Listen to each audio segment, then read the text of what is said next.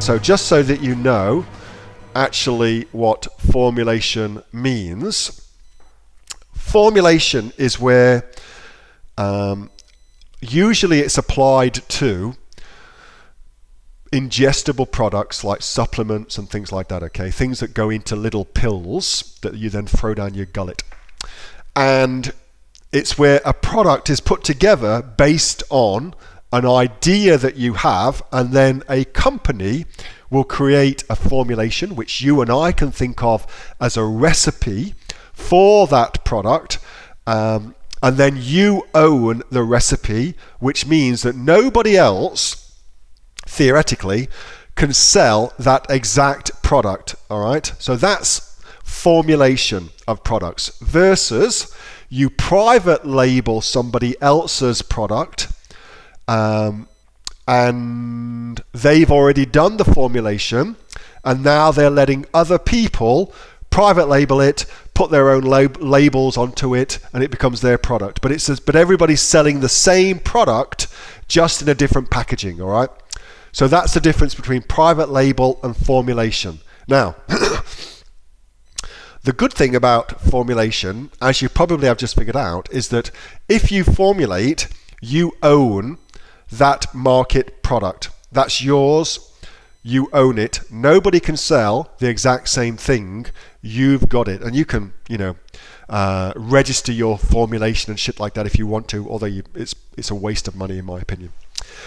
So there's that. And also if you're going into new marketplaces as well, you can bring product ideas into a new marketplace. So for instance, when I first started selling doggy supplements, specifically the probiotics for dogs that I used to sell, I don't sell that anymore. When I first started selling that, we had to formulate that product ourselves. So we did product formulation to create our own brand of probiotics for dogs, because nobody else had that in the marketplace. We were first there. So that's kind of cool, and that worked really, really well. Now, so that's the good things about it. The downsides to doing it is two things. Cost. Typically, it's going to cost you somewhere in the realm of 1,000 Australian dollars to formulate your own product per product. So if you want 5 products putting together, you're looking at $5,000 to formulate them, okay? That's straight off the bat. You'll pay that. Done. And then what happens is they being the formulator, the factory, they will take that off, the $1,000 off of your first order, which is okay, but there will be a high minimum order quantity. Typically, it's like 1,000 units of a product, something like that is a normal MOQ when you formulate your own product, all right? So that's the downside of that. High barrier to entry, high initial cost, high MOQ. That's why for most folks, private label is the much better strategy, because you can have much, much lower barrier to entry for you and I, for instance, all right? So second part of the question was, do I know any good blenders? They're called blenders. Yes, the folks who I tend to use mostly is OmniBlend, and that's at omniblend.com.au. So they do contract manufacturing, you can see. Super cool. And they'll do all sorts of cool stuff for you. So they will put together your product for you, put it into jars or tubs for you, into sachets, whatever it may be, and then send you your product. So you got your product, all right? So OmniBlend in Australia are awesome.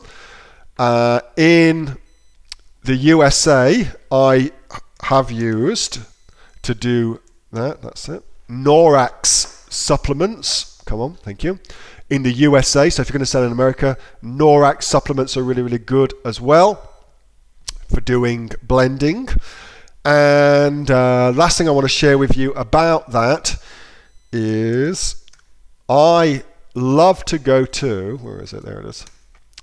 Every year to America, although they've started having them in Switzerland now as well, which is cool.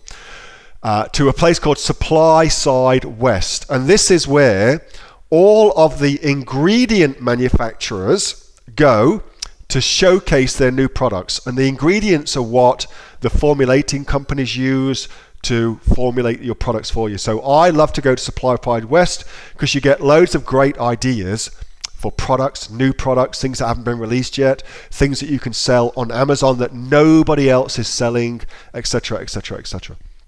So there's another tip for you too. Supply side west, supply side east, east coast, west coast. Also, they do supply side now. They've started doing it in Switzerland as well. So if you want to go to Europe, have a little break in Europe, you could think about that too. Hey, thanks so much for watching that video, and I hope that you got some massive value from it. Before you go, do you live in Australia? If you do, this is for you. Would you like to learn how to sell things on Amazon here in Australia? Would you like to know what sells really, really well and what sells for the maximum amount of profit? Would you like to know where you can source those products from, whether that be in China or here in Australia, and how to source them so you pay bottom dollar and get maximum value for what you're doing?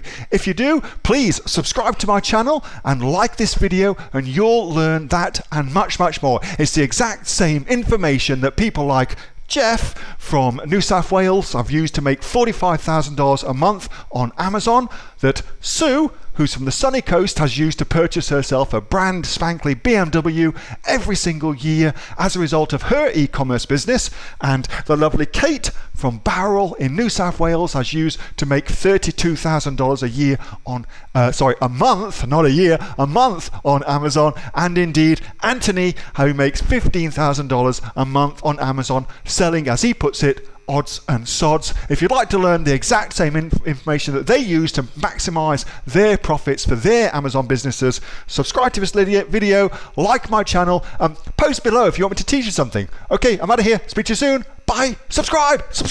Do it now.